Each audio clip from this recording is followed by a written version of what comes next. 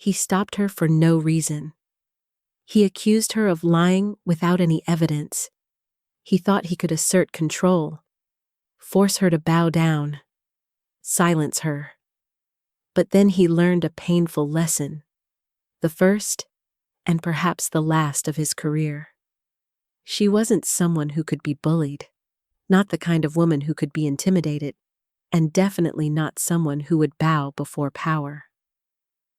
Welcome to Stories Around Us, where we share real stories that inspire, awaken, and sometimes leave you speechless. Today, you'll witness a story not from a distant battlefield, but from the heart of America, where a Black woman, a CIA agent, was treated like a criminal simply because she dared to stand tall and stay silent at the right moment. If you believe that justice should never be determined by skin color, gender, or silence, hit like, subscribe to Stories Around Us, and share this video, because this story deserves to be heard. Now, join us as we follow every moment of an uneven confrontation, one that was met with quiet strength and unshakable courage. The return that afternoon, Jasmine Carter slowly drove the rental car into the old neighborhood where she was born and raised. The late sunlight cast a pale golden hue over familiar porches. Rows of aging brick houses lined both sides of the street, stirring up a flood of memories. The strong, dark-skinned woman let out a soft breath, a mix of nostalgia and emotion welling inside her. It had been many years since she last returned home. Jasmine stopped at an intersection with a traffic light. As she waited for the green, her eyes scanned the surroundings. A small convenience store with a faded sign, a few children playing basketball on the sidewalk, and in the distance, the old church with its familiar bell tower. All of it etched in her mind since childhood. She smiled faintly. The scene was still as familiar as ever, even if time had passed. But beneath the joy of returning, Jasmine felt an indescribable sense of unease. She remembered her mother's constant warning. Be careful out there, especially when you see the police. It wasn't just a casual reminder. In this poor neighborhood, stories of police harassing Black residents were all too common. As a child, she once saw a classmate get pulled over for no reason, just because he was driving his uncle's expensive car. That feeling of injustice had stayed with her ever since. The light turned green. Jasmine continued driving, telling herself that everything would be fine. After all, she was no longer the same girl from this neighborhood. She was stronger, more confident. Since leaving, Jasmine had joined the Central Intelligence Agency CIA, spending 10 intense years serving her country. She had traveled through distant lands, faced danger, and witnessed war and violence firsthand. Compared to all that, she hoped her hometown would welcome her with peace and warmth. Her car rolled gently through the winding streets of the residential area. Jasmine slowly turned onto Oak Street, where her mother's small wooden house stood at the end of the block. Her heart beat faster at the thought of seeing her mother again, of sharing a simple family meal filled with love. She pictured her mother waiting on the porch, arms wide open. Suddenly, in her rear-view mirror, Jasmine noticed flashing red and blue lights. A police patrol car had appeared behind her without her realizing, its sirens signaling her to pull over. Jasmine's heart sank. She was sure she hadn't broken any traffic laws. Why were they stopping her? Her breath slowed, but with the composure of a trained operative, she remained calm. She had been trained to handle tense situations, and this was no exception. Jasmine turned on her signal and slowly pulled over to the curb. The police car stopped right behind her. She lowered the window and placed both hands on the steering wheel, a precaution she knew well. She wanted the officers to see clearly. She had no intention of resisting. The confrontation. 2 police officers stepped out of the patrol car and approached. Jasmine glanced quickly through the mirror. One was a middle-aged man, large build, flushed face, with cold, sharp eyes. The other was younger, probably just in his 20s, his face tense.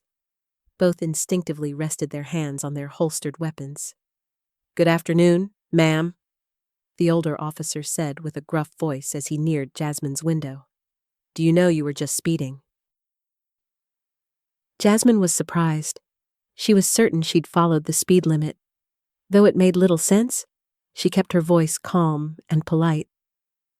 "Officer, I believe I was driving within the speed limit. If I made a mistake, I apologize." The officer smirked. "Speed limit. You were going 40 in a 35 zone." He pointed to a handheld radar gun, though Jasmine couldn't see the numbers clearly. She knew it was pointless to argue now. "License and registration." He continued coldly. Jasmine gave a slight nod. "Yes, sir." One moment.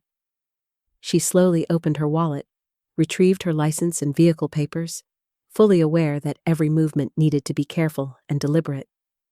She handed the documents through the window. The younger officer took them, glanced over the information, and read her name aloud. Jasmine Carter. Address. He looked at her. "You don't live around here, do you?" "I grew up in this neighborhood," Jasmine replied, forcing a friendly smile. "I just returned to visit family." She hoped the brief explanation would ease their suspicions. However, the older officer tilted his head, eyeing her from her bare, makeup-free face, neatly tied black hair, down to the leather jacket she wore. His gaze was full of doubt. "Came back for a visit." "Huh," he scoffed. "Where are you coming from?" Jasmine hesitated for a moment before replying. "I work in Washington, D.C. I just got back today." "Washington." The younger officer frowned. "What kind of work?" Jasmine thought quickly. She didn't want to draw attention to her real job. Revealing that she was a CIA agent could complicate things further, and she didn't want to have to explain herself. "I work for the government," she answered briefly. It wasn't a lie. The 2 officers exchanged glances. The older one crossed his arms, wearing a smug half-smile. "The government, that's cute. Step out of the car, Ms. Government. We need to do a further check." Jasmine's heart skipped a beat. Further check. She wondered what exactly had triggered their suspicion. Still, she complied. She opened the car door and stepped out, standing tall in front of the 2 officers. The early summer afternoon was hot, yet a chill ran down Jasmine's spine. The younger officer walked back to the squad car to check her information over the radio, while the older one remained close, watching her like a hawk stalking its prey. "You got anything on you?" "Weapons, drugs?" he asked with a mocking tone. "No, sir. I'm not carrying anything illegal," Jasmine replied, keeping her voice free of the growing frustration. "Just personal belongings in the trunk. If needed, you're welcome to inspect them."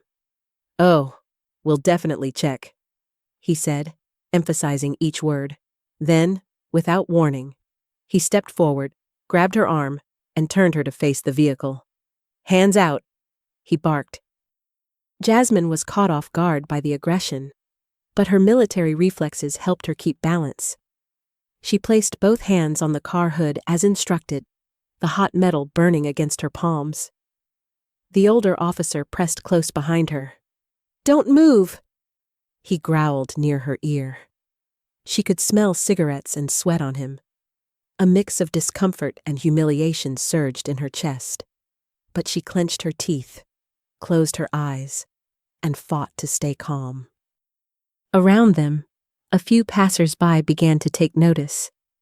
This was her neighborhood, where people knew each other to some extent. A black woman being pinned down by police in the middle of the street quickly drew attention. A few people stopped to watch. Jasmine caught a glimpse of Mrs. Garcia, the store owner, peeking out from her shop with a worried look. The young officer returned and whispered something to his partner. "I've called it in, waiting for confirmation." Then he approached Jasmine, handcuffs in hand. "We're going to search your vehicle. For safety reasons, we'll place you in cuffs temporarily." Jasmine wanted to object. She hadn't done anything wrong. Why the handcuffs? But she knew arguing now would only make things worse. She took a deep breath, trying to keep her tone composed. "Officers, I am fully cooperative. There's no need for cuffs. I will stand still while you search." "Just following protocol, ma'am." The younger officer replied mechanically. He took her wrists and pulled them behind her. The cold click of the cuffs echoed sharply as they locked tightly around her. A wave of humiliation washed over Jasmine as she stood cuffed like a criminal on the very soil where she grew up. She turned her face to the side and saw several neighbors now forming a small group nearby. Their expressions a mix of concern and quiet outrage. A young man pulled out his phone and began recording. For a brief moment, his eyes met Jasmine's. She could see silent support in them. If you were Jasmine, what would you do? Stay silent and endure, or stand up and fight back? Share your choice, because this story isn't just about her. It's about all of us. The test and the resolve. The older officer began to frisk Jasmine. His rough hands slid down both sides of her body and along her legs. Jasmine shuddered, not from fear, but from anger and humiliation. Still, she stood still, hands cuffed behind her back, her balance slightly off. "What's in this wallet?" he asked, pulling it out of the back pocket of her jeans and flipping it open. Inside were a few bills, some bank cards, her ID, and one other card, the blue one she always carried, her CIA identification. The officer pulled it out, squinting at the print. Then he scoffed. "CIA agent, you serious? You can buy this crap at any black market." A surge of fury rose in Jasmine's chest. She lifted her head, trying to keep her tone steady. "That's a real ID. I'm an agent with the Central Intelligence Agency." She decided to be clear now, hoping they would realize the serious mistake they were making. The younger officer looked up at her, visibly startled, but the older one just let out a crude laugh. "The CIA? Huh. Well, would you look at that? First time I catch myself a spy?" His voice was thick with sarcasm. Jasmine's face burned, but she reminded herself to stay in control. She recalled the brutal training days in the military and at the CIA, how they drilled into her the art of keeping a cool head. She'd survived far more dangerous situations than this, facing real enemies armed with real weapons. Stay calm. Stay focused. Wait for the moment. Her instructor's voice echoed in her mind. The young officer stepped closer and murmured to his partner, "Are you sure? I mean, if she really is federal?" But the older man waved him off, cutting him short. "Federal? My ass. People like her lie all the time. Don't you see how suspicious she is? Black girl wandering this neighborhood, out of state plates, claiming to work for the government, not buying it." His voice was cold, and his eyes were laced with prejudice. Jasmine understood now. This man had already decided she was guilty, not based on any evidence, but on her skin color and where she came from. Sweat dotted Jasmine's forehead, partly from the sweltering heat, mostly from the tension. Being handcuffed made her feel small, vulnerable. A memory suddenly surged. A CIA training camp where she was first tied up during simulated torture sessions. Blindfolded and bound for hours. She was trained to endure pain and maintain silence. Now she was back in that same position, only this time. Her captors weren't foreign enemies, but officers of the country she had sworn to protect. The realization hit hard.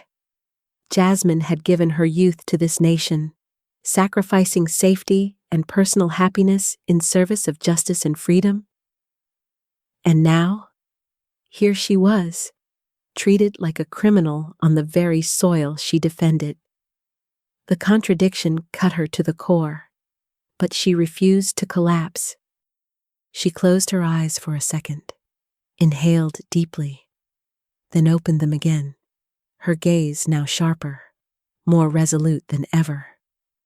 She thought of her mother's gentle face and of why she had joined the CIA in the first place, to protect the vulnerable, to fight for justice.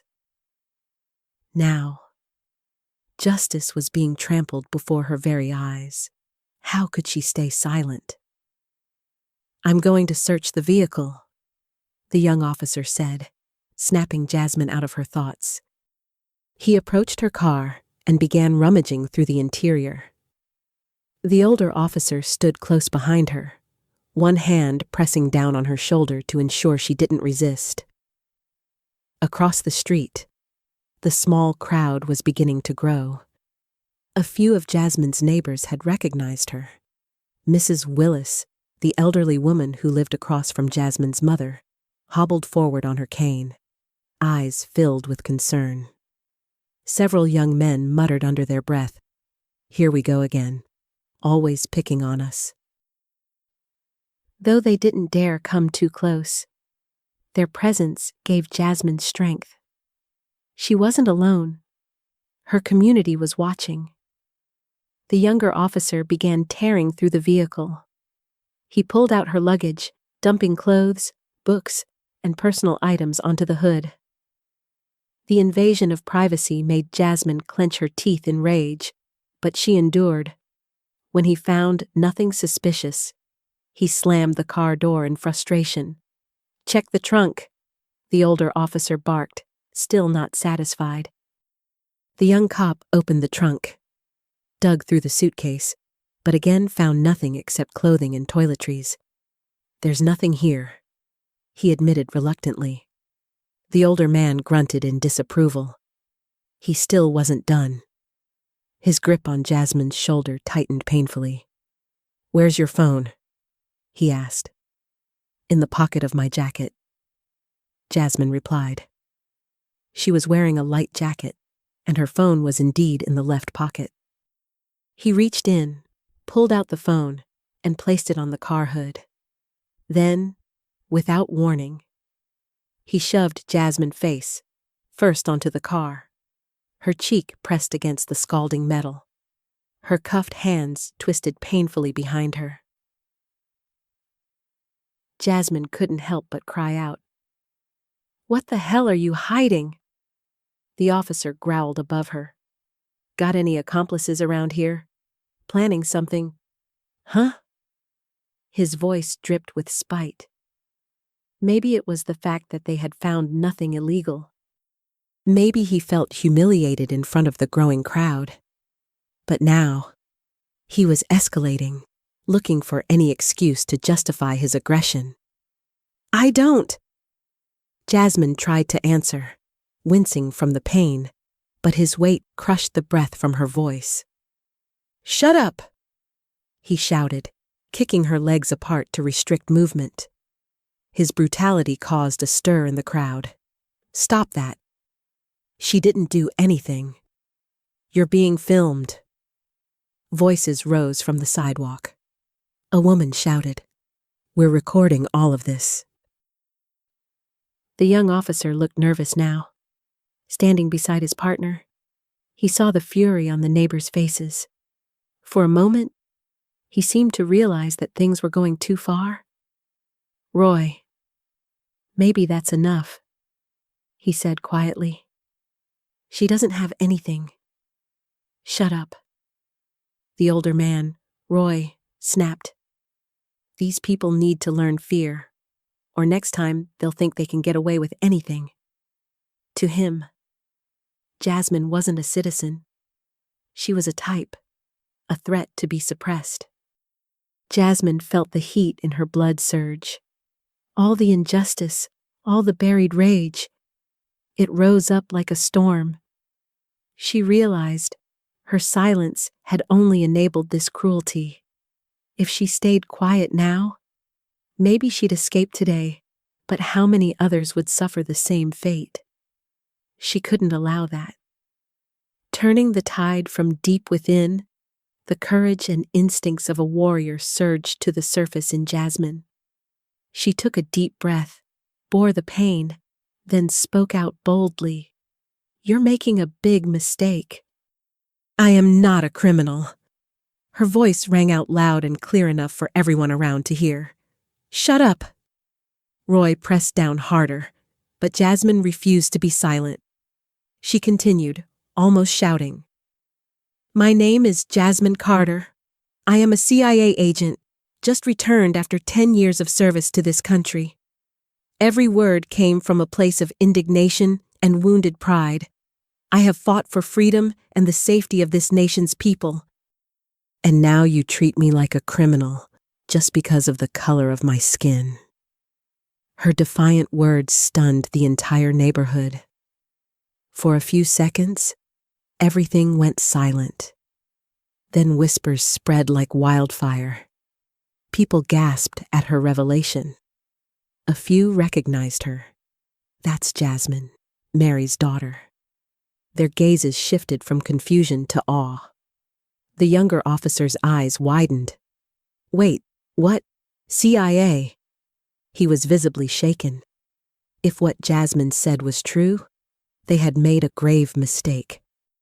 He rushed back to the patrol car, grabbed the radio mic, and called in frantically. "Dispatch, this is Unit 12.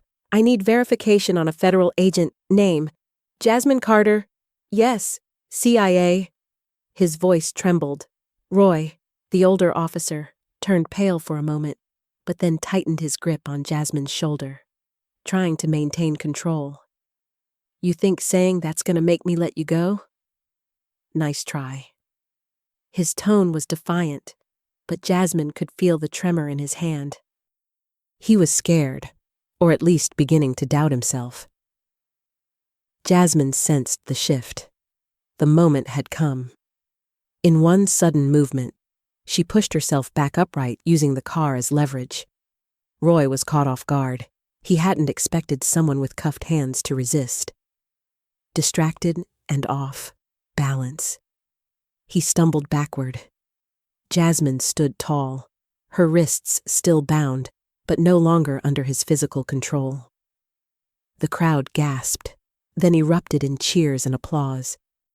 Some clapped and whistled as Jasmine shook off the hold, even in handcuffs. She exuded strength, an unshakable presence that commanded respect from everyone watching. Roy, red, faced with rage, lunged forward. He pulled out his baton and raised it menacingly. "You're resisting a law enforcement officer," he bellowed, his voice high with fury.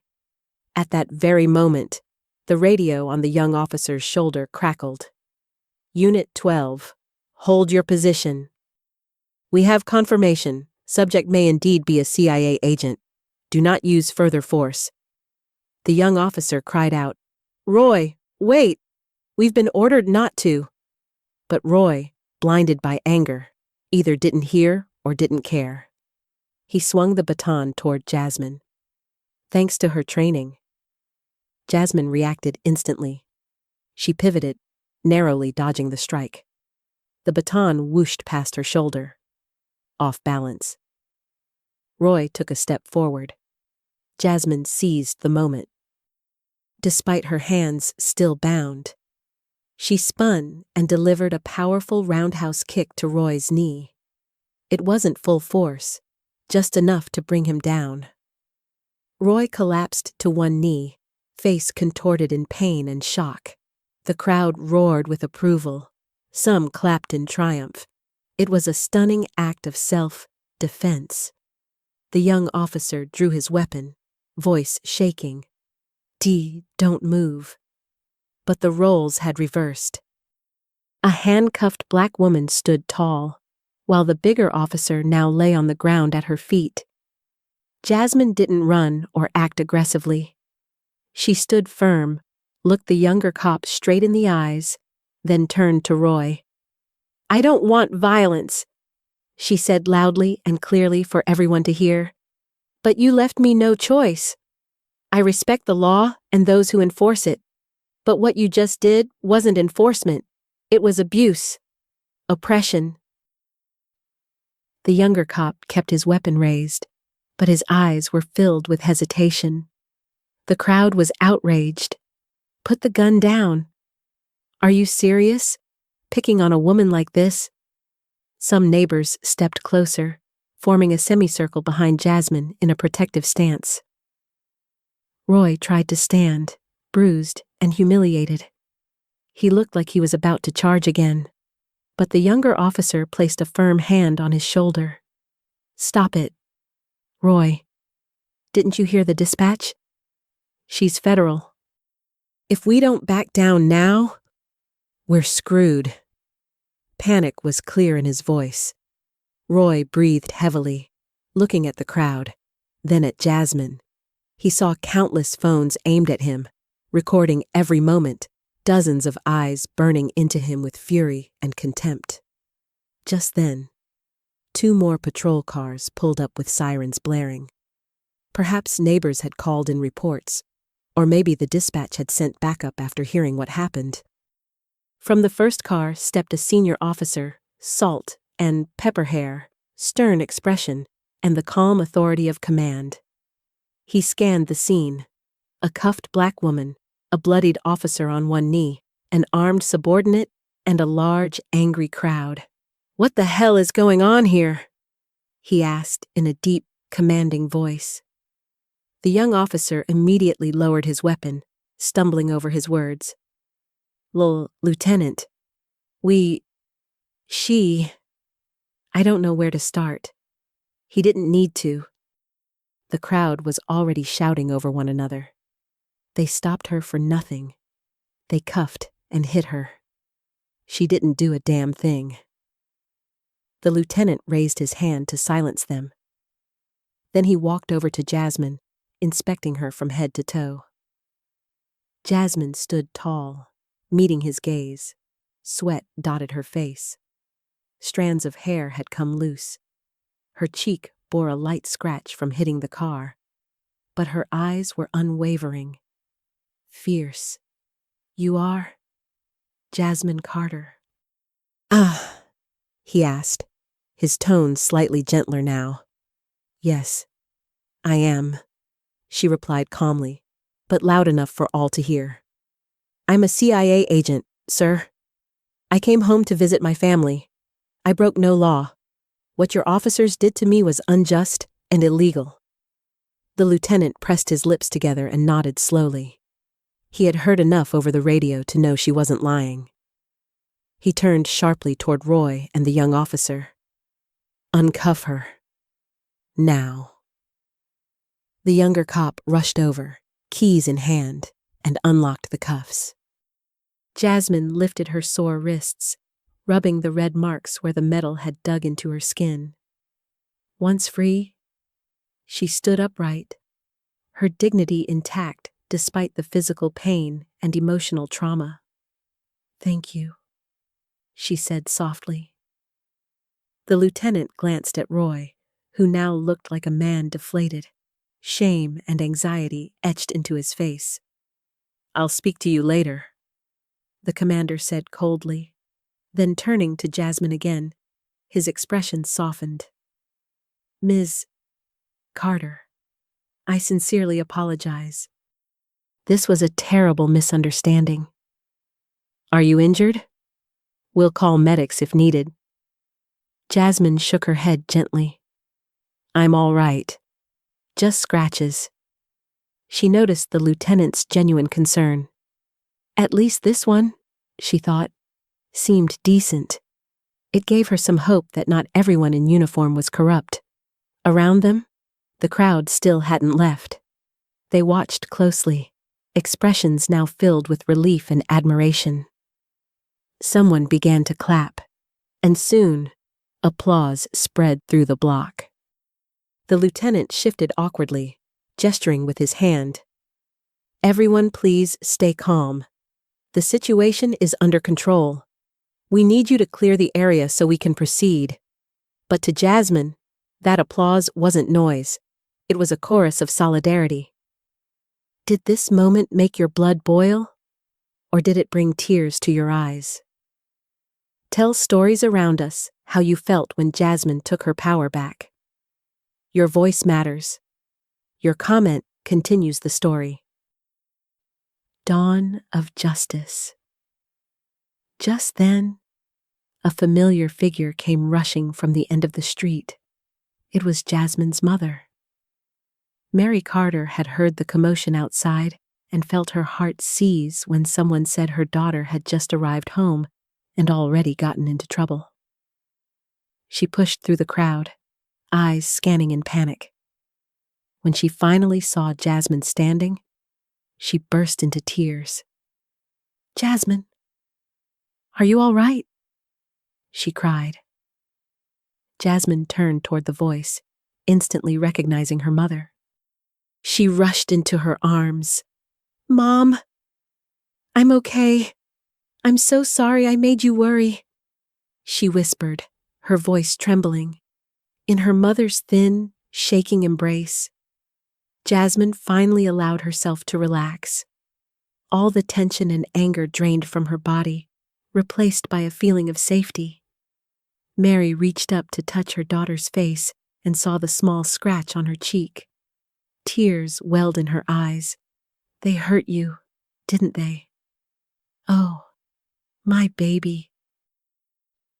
Jasmine shook her head gently, taking her mother's wrinkled hands and pressing them to her cheek. I'm okay, Mom. It's over now.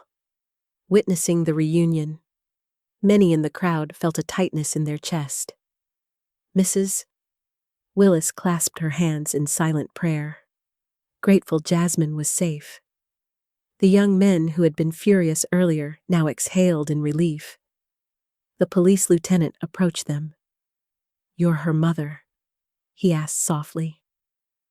We're truly sorry for what happened. We'll be filing a report and taking appropriate action. His words were steady, almost solemn. Mary simply nodded, but Jasmine looked him straight in the eyes. I hope you mean that, she said. Not just for me, but for everyone in this community. We all deserve respect. Her voice was low, but unshakable. The lieutenant nodded, visibly ashamed. He gestured for the officers to return Jasmine's belongings. The younger officer silently gathered her scattered items, repacked them in her bag, and placed it back in her car trunk. He glanced at Jasmine, a flicker of guilt in his eyes, but said nothing.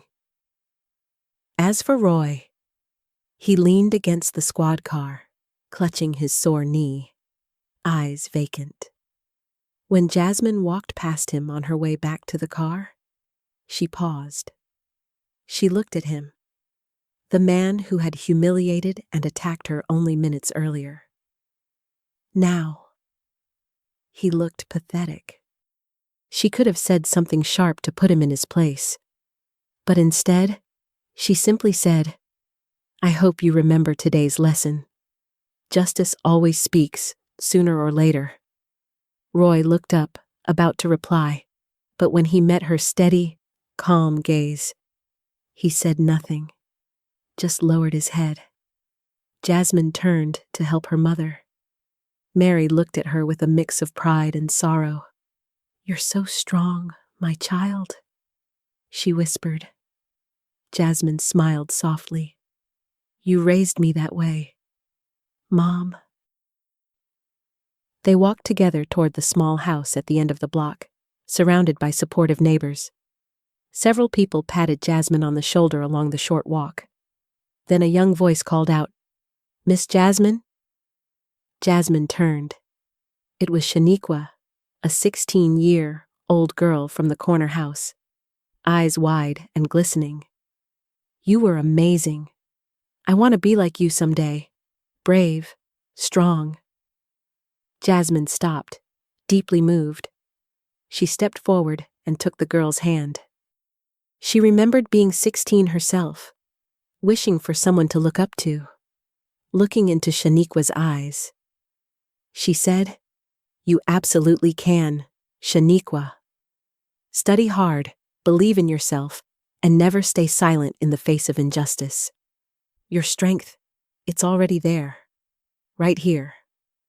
She pointed to the girl's heart and head. You understand? Shaniqua nodded, teary-eyed. After saying goodbye to the neighbors, Jasmine and her mother entered their small home, hand in hand. Mary's grip was tight, still shaken, afraid to lose her daughter again. Jasmine squeezed her hand gently in return. Outside, the last police car finally pulled away. The street returned to its usual quiet calm. That evening, inside the warm, familiar home, Jasmine sat down for dinner with her mother. The simple meal of fried chicken and greens had never felt more comforting. The yellow light flickered on the walls, and the summer crickets chirped softly in the yard.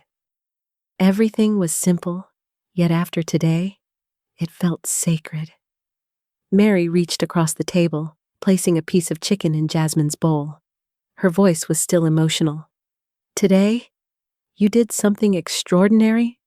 The whole neighborhood's talking about you? Jasmine paused, looking up at her mother. Mary continued. You made them realize we don't have to stay silent forever? That we, all of us, deserve respect and fair treatment. Jasmine smiled, her eyes misting. She gently held her mother's hand and said, I just did what I had to do. Mom, if I'd stayed silent today, I would have betrayed everything I've stood for all these years. Now I see, this fight isn't only out there in war zones. It's right here, and home needs me, too. Mary tightened her grip on her daughter's hand. Her voice dropped to a whisper. I'm so proud of you, Jasmine. Your strength, it doesn't come from being a CIA agent or wearing any title. It comes from your soul, from your heart. And that's the kind of power no one can take away. They shared a look, full of love and understanding. Outside, night had long fallen, but it no longer felt dark or frightening. In Jasmine's heart, she felt the sun beginning to rise, a dawn of justice and hope. That day, she had witnessed her community awakening. Her neighbors, people who had stayed quiet for years, had finally stood up and spoken out. And she, a Black woman and silent protector, had rediscovered her purpose right here where she was born. Jasmine smiled to herself. She knew now. She wasn't alone on this path for justice. Real change happens when people awaken one by one and dare to raise their voices. She had lit a spark today, and that spark would spread. That night, under the roof of her childhood home, Jasmine slept peacefully, surrounded by her mother's love and her community's support. Outside, the city was still. But somewhere in the dark, a torch of justice had been lit, and it would keep burning, leading the way toward a brighter, more just tomorrow. All thanks to the courage and strength of women like Jasmine Carter. If you've stayed with us this far, thank you for listening not just to a story, but to a truth too many have ignored. What moment touched you the most? Was it Jasmine's calm in the face of injustice? The moment she turned the system on its head? Or was it the applause from a once silent community? Tell us in the comments below. Like if you believe this story needs to be heard. And don't forget to subscribe to Stories Around Us, where small stories carry the power to shake the world. Because justice doesn't only live in courtrooms, it lives in our words, our actions, and every time you choose to share the truth, and maybe the next story we tell will be yours.